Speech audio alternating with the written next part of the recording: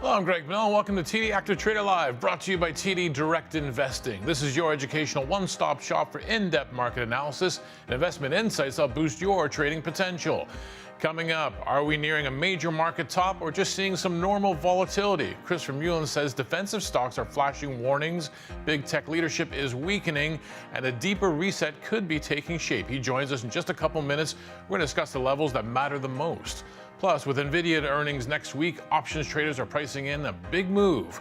Recent stock softness adds to that tension. We're going to show some strategies for both the bull and bear cases. That's all ahead. Don't forget to like and subscribe. You're watching TD Active Trader Live.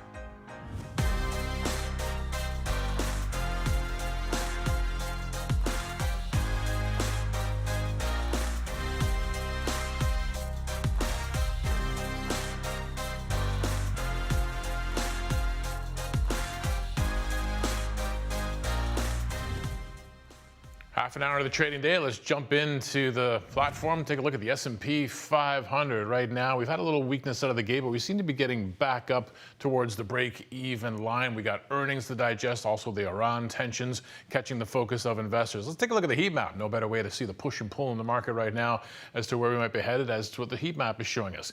NVIDIA, Apple, Meta, JP Morgan, some of the financials are lower, but then some of the other tech plays as well. So it's a really mixed board, and you get that whole sense of a market just looking for some direction. Earlier in the week, we told you about Walmart that would be reporting. I think Hiram was talking about it just yesterday. The holiday quarter sales rose nearly 6%, earnings and revenue better than Wall Street's expectations. They saw gains in e-commerce advertising. Their third-party marketplace boosted the business.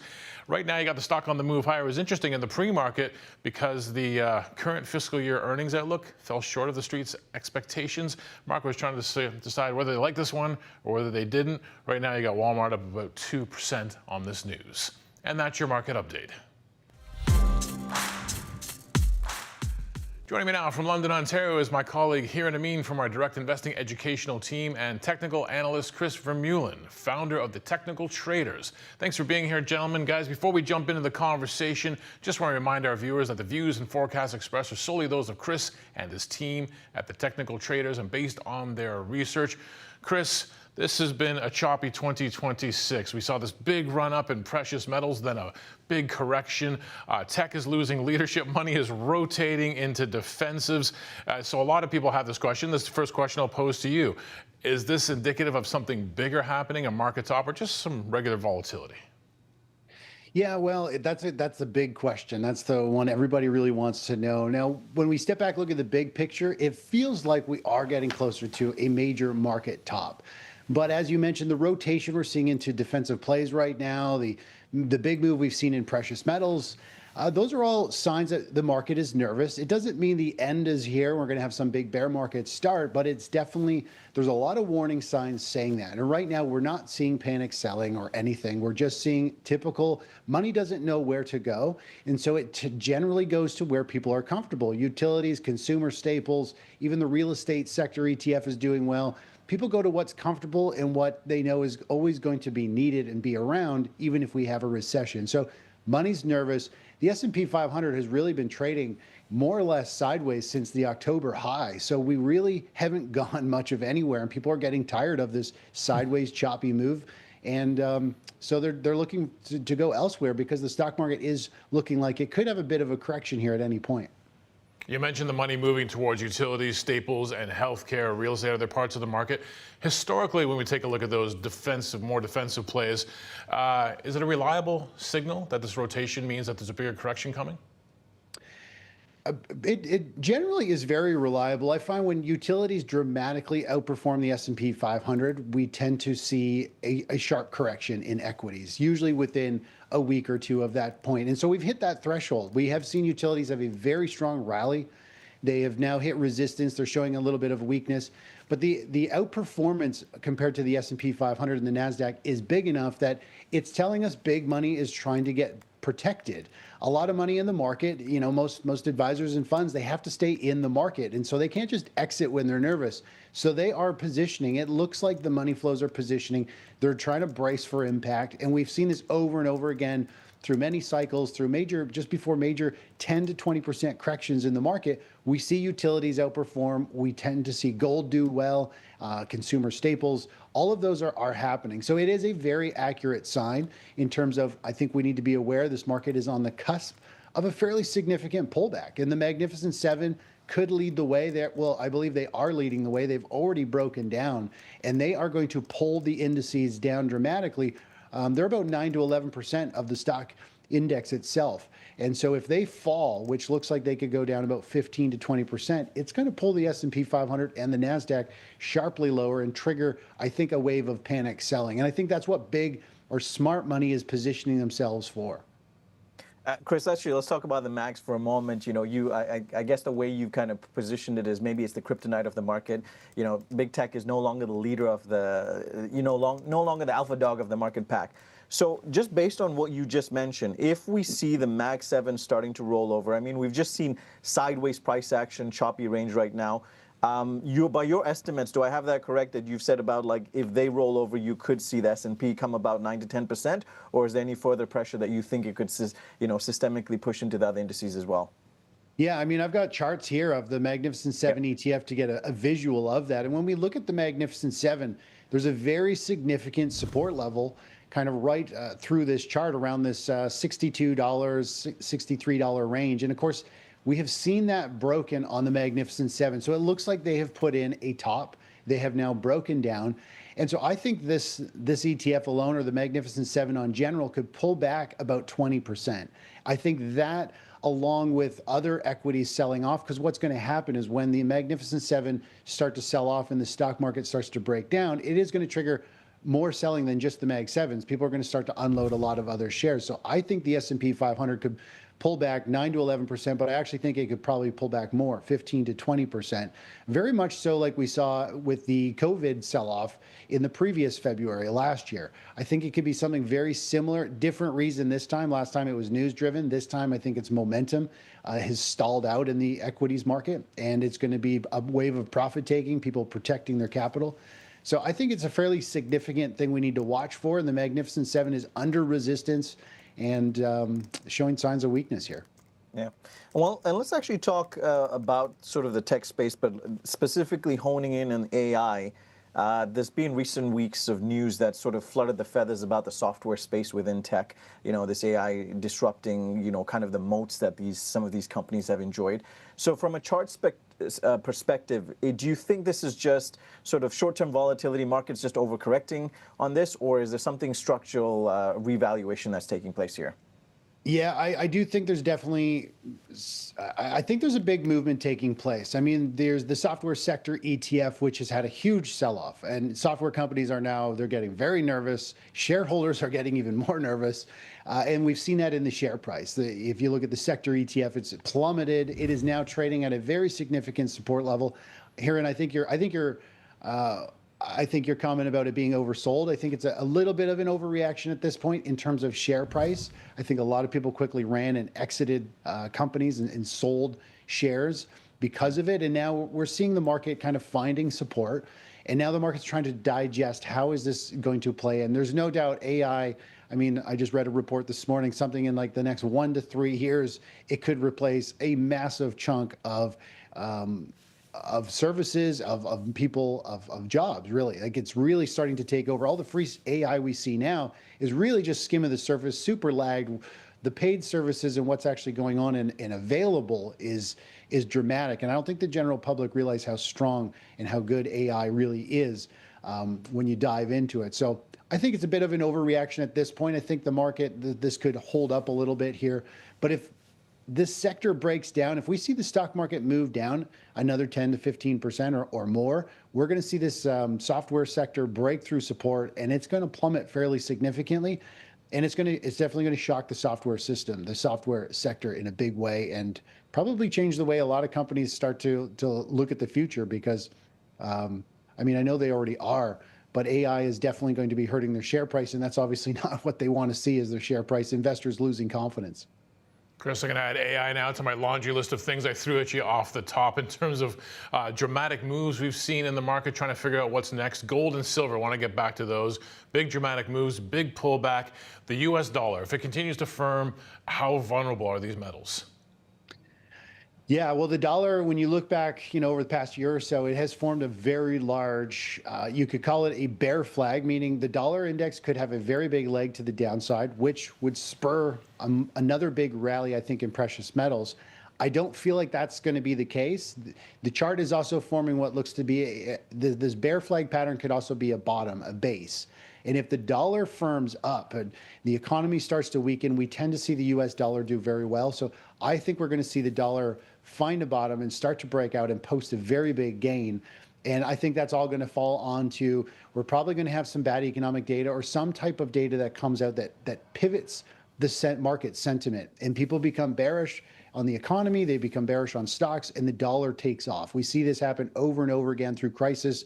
The US dollar rallies. That will break, I think, precious metals down, put a lot of pressure on them, and I think we could see a very big correction in both gold and silver to the downside as this happens. I still think there's some work to be done, probably several weeks or a couple of months, but overall, I think the dollar is going to want to firm up and have a very substantial rally, and of course, that's going to take the wind out of the precious metal space. Yeah. Great. And Chris, let's just chat about the dollar for a second, because you mentioned it may be bottoming out. We saw it sort of kiss that, I think, just a couple of weeks ago or a week ago, about that 96 level on the DXY, the US dollar index. So if it does rally, what kind of level are you looking for? What does it need to break above, and kind of what does that mean for a risk appetite again? What do we suddenly see risk appetite on, and with the dollar firming up, or is it still going to be muted even though the dollar is going to rise? If the dollar rises, I actually think it'll be a weakening in the economy. I think people will be closing their wallets, tightening up. I think stock market will be falling. I think the dollar is a great place to be. Sometimes one of the best positions, which a lot of people don't see as a position, is a cash position. Instead of holding something falling, why don't you protect your time, protect your money, and move to cash? And then the big question is, which is why we're on this topic, is which currency do you hold? Now, I'm in Canada. I believe the US dollar will strengthen as the economy and things get ugly. So I want to move into the dollar. I think the loonie or the Canadian dollar will fall. I think our economy and the currency will collapse very quickly. So I want to be sitting sometimes in cash in a currency. And as a Canadian, we could see potentially a 15 to 17% rally in the currency exchange alone. So sitting in the right currency as an international trader can post some pretty good gains. So I think the dollar will firm up. If the dollar firms up, I think a lot of other things are falling apart, and it's just going to be a safe haven type of play that, depending on your views, it's also a trade as well. You talk about safe havens. We talked about the money rotating into traditional things like utilities and consumer stocks. There's also a renewed interest in micro caps. Now, would you consider this to be healthy risk taking, or is this really just late cycle speculation? I believe it's late cycle speculation. We saw this back in 2021. The market started to get comfortable and feeling like it was going to start another big rally and push higher. We saw small caps and micro caps actually spike and break out and have a very big push. And then it only lasted a couple of weeks and it reversed. And then we went into the 2022 bear market, which lasted about a year, and equities had a very big sell-off. So I think there's a lot of people moving into the micro caps. Now, we've had this huge move in precious metals, and a lot of those mining stocks and those companies are kind of in that micro space. So there's a lot of volume, a lot of people moving in. But when people move into the most aggressive stocks like micro penny stocks, that is usually a sign they're very bullish. And I'm a bit of a contrarian indicator. I follow sentiment very closely. And when we have all the things that are unfolding now, kind of on a macro event with gold and other defensive plays, and we've got big technicals breaking down like the Magnificent Seven, yet people are piling into the micro caps to make a bunch of money. That is what we saw in 2021, just before the market rolled over. So I feel like people have this false sense of confidence, and they're swinging for the fences, not realizing it could unwind in a big way. So I see it as a bearish sign, and we just have to let the market eventually top and roll over here. But you don't want to be betting on the market falling just yet. The markets are still in limbo. We're trying to figure out which way all the markets are going, because long-term, precious metals are still in an uptrend, but short-term, they're very bearish. And the equities market is the exact same. The long-term trend is still up, but short term, it looks very bearish. And that's where we have this confusion. What do we do? And we don't know. We really have to see which way the markets are going to break. That's utilities, consumer staples. That's real estate. That's where money goes when they don't know what to do. Let's talk about some of this sort of hesitation that's there with kind of choosing a direction, Chris. You obviously track the moving averages. I know you're big on looking at the 150-day on the longer term, the 50 and the 20-day moving averages. So, if we're trying to read the tea leaves, I know it's a futile exercise, but is there any technical shifts that would give you conviction that we've entered a true bear market? Obviously, then the theoretical 20% drawdown. But is there anything else you're looking at besides just the sectors that, from a technical perspective? Yeah, well, I mean, the biggest thing as a technical trader is price. That is the number one first gauge. Price has to break down. So we need to see the S&P 500 and the NASDAQ break through support. They have to be making a series of lower highs, lower lows. That's the definition of a downtrend. So price does have to be pointing in the right direction. A lot of people, because the markets are kind of mixed right now, it's like the train is at the station and you just walked into this train station and you've never been there before. You don't know which way that train is going. A lot of people jump on it saying, I believe this is a pause and we're going higher. A bunch of people jump on it saying, I'm shorting it. I think the market's going down, but they have no idea which way the train is going. And so the best thing to do is I like to follow the 50 and the 20-day moving averages. I think they're very powerful. If the 50-day is sloping sideways or down, especially if the 20-day moving average crosses below it, then we are more or less in a downtrend. It's a very simple way using those two moving averages, which way the train is moving. And so I always wait for a trend to reverse. I don't try to pick a top or a bottom. I use technicals to follow, not predict. And that's where a lot of people get it wrong. They jump on a train hoping it's going to go in the direction. I wait for the train to start leaving and I run and I jump on that train going, okay, that's where it's going. I want to go that way. Here's how I'm going to play it. So that's the big difference. And the moving averages, the 15, 20-day are a great way to know if you're in an uptrend or a downtrend and put the odds in your favor. Chris, we've covered a lot of ground to sort of top it all off. People are hearing a number of these things and wondering if it's time to get defensive or is this just a kind of shakeout that if you say longer term, we could get a nice big upside move out of it. How should we be thinking about this as investors? Yeah, as a big shakeout, it's, as a long-term investor, it really depends on your time frame. I mean, if you're a buy and hold investor, you really got to wait for some major trends. Well, you're going to hold it through everything anyway, but as a longer-term investor, we have to let more damage happen to the charts. We don't want to be stepping out of the markets just yet. We're still long the S&P 500. It's clinging on to just a thread of an uptrend.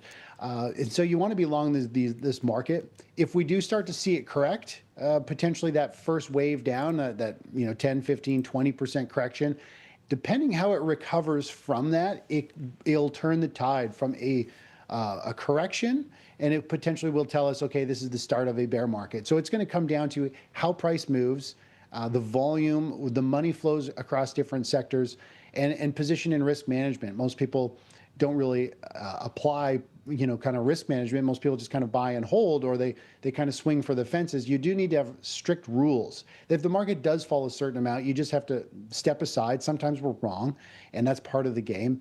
And so you really need to follow these trends. Now, the short-term trends right now are pointing down, but as a long-term investor, it's not something you would jump out. We need to step back to the bigger picture trends on the weekly chart to identify, is this the start of a new bear market? And if so, then you might want to step aside. So you have to look back at a bigger picture as an investor, and more damage needs to be done before we know that train has actually changed direction.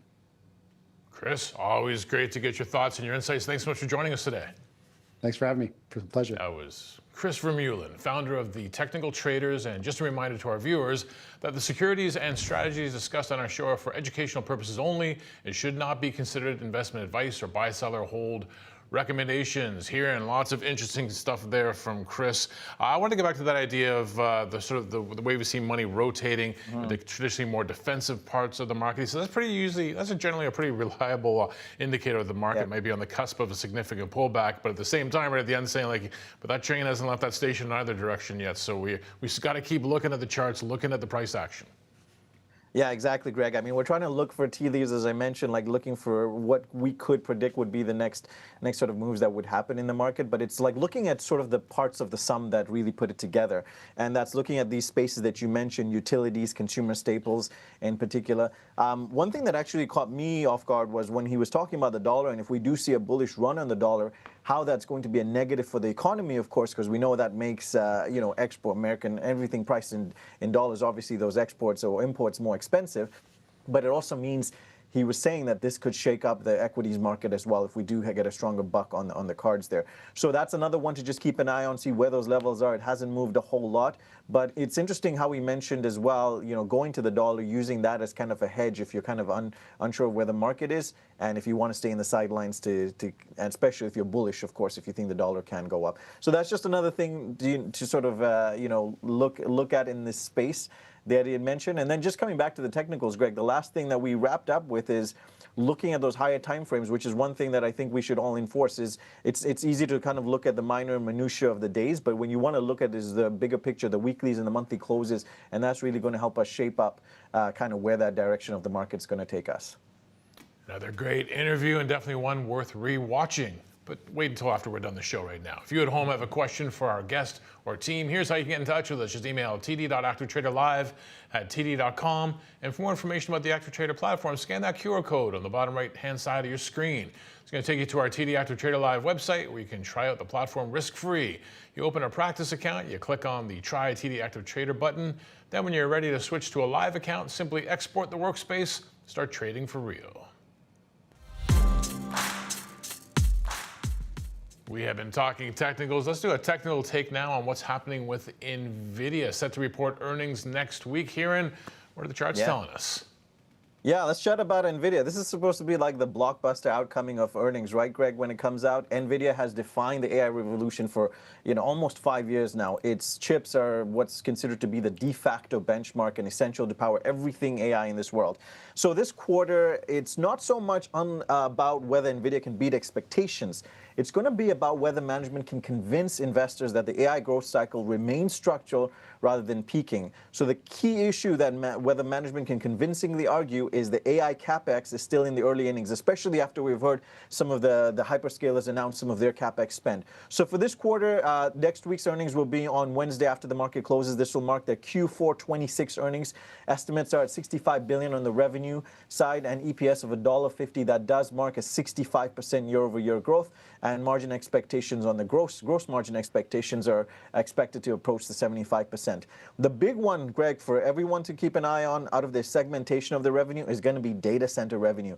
That's projected to come in at $60 billion, and gaming is supposed to remain stable at the $4 billion, which has been what it's been for the last few quarters. So now it's also about the forward guidance whenever you come to earnings, as I mentioned. So Q1 27 is going to be important. They've already come out with predictions, $75 billion in the revenue, $1.65 on the EPS. So that's really where you want to hear where the story is going to come around. Management also has to signal continued hyperscaler demand. We'd want to hear more about that.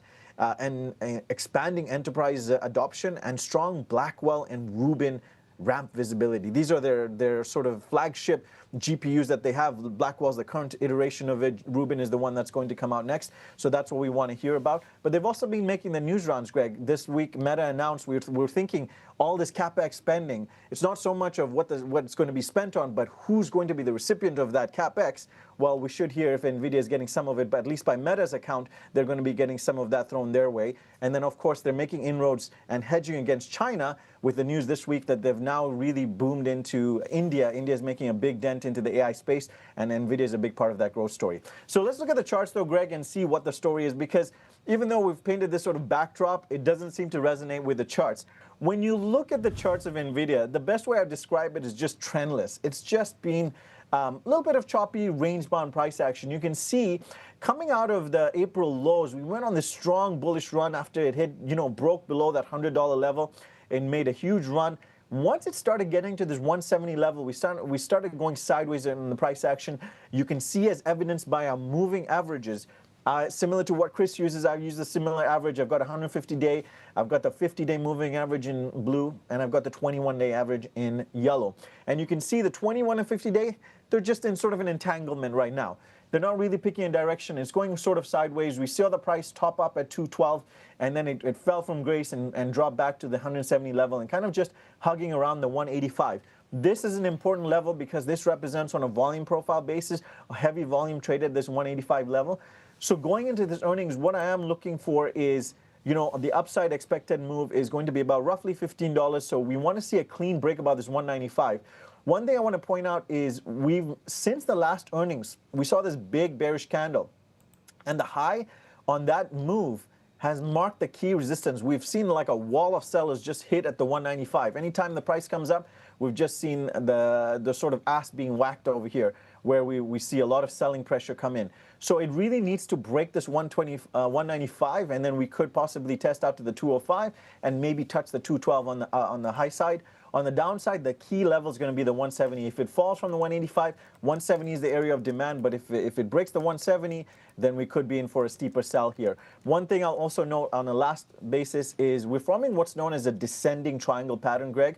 This is usually seen as a bearish sort of reversal sign, where we've seen the price action narrowing within this. We did have a break, but I'll categorize more of this as currently as a fake out because we haven't had conviction and making a higher high. So if it resumes back within this triangle pattern, the downside break of the 170 is going to be the key line in the sand to hold.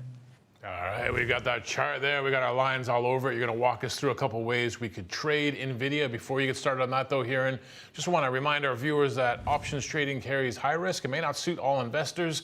Significant losses are possible, so it's important to assess your own risk tolerance. Make sure you do your own due diligence before engaging in trading. Where do you want to start, bear or bull? Let's start with the bullish story, Greg. So I'm just going to switch my charts for a moment here. So if you wanted to play the upside, and if you think there's potential with some of the sort of tailwinds that are coming into this earnings, one of the strategies you could look at as a trader is a long call butterfly spread. So this is again going to be a directional trade, Greg. We are looking to have an upside move happen here. Part of the reason we want to go directional on this trade is we look at the implied volatility profile. Right now it's sitting on the lower end of its implied volatility sort of scale that it has on the 29th percentile. Expected move on this earnings, I said 15, but it's about $14, rounded up to 15. So on the top side, we could see if it breaks, currently NVIDIA sitting at about 187, that means it is going to touch and breach that $200 level. So this trade, essentially what it is it comprises of 3 option legs. We're looking to buy the 190 strike, which is just out of the money at the moment on the call. We want to give ourselves a little bit more time so that we minimize the effect of time decay. And then we want to sell where we think the next level of resistance could be. Now, this is going to sit around the previous high. This is a 212, but remember the close was at that 210 level. So we're looking to sell 2 contracts of the 210 over here for the same expiry cycle. And then further off to cap our risk, because we're doing two sells over here, we're going to buy one more 230 on the other side to keep an even spread of $20 width over here. So essentially what this trade is, we're looking for some upside move, but we're looking for a muted upside move, I should say, within the time frame that we're looking at. So we wanted to get up to 210, but we don't want it to really go past 210 because then it works as a double negative for us. We start losing money. It starts chipping into our gains, I should say, not losing money, but we do lose money if it does break past the 230 level. And let me break the numbers down, Greg, because we want to see what it actually means. What do we stand to gain over here? So first things first, this trade is a net debit trade, so we're paying money into this trade. In this case, as of pricing, as of last night's close, it was $4 on this to put on this butterfly. In other words, $400 in a single contract. That puts our break even at $194. So we need to price to at least get up to $194 for us to start becoming profitable on this trade. Now, the max profit situation is going to be if it takes kind of a break right at the 210 level within our expiry time frame. So if it kind of lingers in that 210, we make the max profit. So it's really calculated by taking the width, $20, minus what we paid. That means $16. In other words, $1,600 on a single contract. The loss, however, is going to be what we put into this trade. In this case, it is $400. So either if the stock breaks below 190 and stays below 190, we lose out on the $400, or if it breaks above 230, it's almost a scratch trade. We would still be out of our initial debit that we paid on it there. So that's the bullish trade for you, Greg. A butterfly for the bull. How about the bear? All right, so for the bear, we're going to do something similar, directional trade again. So in this case, what we're looking to do is we're looking to put on a long put condor strategy. So again, the profile and everything still makes sense. It's a lower implied volatility profile. We're expecting about a $14 to $15 move. So what this trade essentially is it comprises of four legs, I should say. So let me lower it up here. So we're looking to buy the 190 puts. We're looking to sell the 170. This is our previous key support level that we eyed. So we want to see at least a fall down to this level. And then we're just giving ourselves some distance, because if it does fall, we could see some chop and maybe find some support back at 160. So we're looking to sell the 160 and the 140. Now, the reason I want to do this is, some call me cheap, but I like to call myself cost disciplined. I want to minimize how much I'm paying for this trade, especially around an earnings period. And so what this does, it helps us bring in some extra credit for what we're paying over here. And overall, this trade is going to cost us $5.50. So that means our break-even price is $184.50 on the downside. That means NVIDIA has to break below $184.50 by our expiry. We're going on a short expiry for this one, March 26, and then we start making profit from there. We keep on making profit till the 170 zone. So in this case, if we take our width, again, it's a $20 width, even distance, we stand to make $20 minus what we paid for it, $5.50, and that's going to be $14.50. In other words, for $1,450. And on the loss side, always when you're dealing with a debit trade, the loss is going to be if the stock doesn't fall, stays above 190, or if it breaks below 140, then it works against us, then we will lose the debit we paid, $550 there, Greg. All right, interesting ideas there for our audience. That is the show for this week. As always, investors should perform their own due diligence before engaging in trading. We will be back next Tuesday with the bear bull debate. And what are we talking about next Tuesday? We're talking about TJX companies, more formally known over here as winners, Greg. So I know it's helped me sort of come up with my fashionista look when I come on the show. So we'll be putting them to the test and see if there's actually sort of more discount fashion, fast fashion space is actually working in its favor there. The pants I'm wearing right now may or may not be from the winners just up Bay Street. All right, that's what we'll talk about next Tuesday. Thanks for watching today. We'll see you then.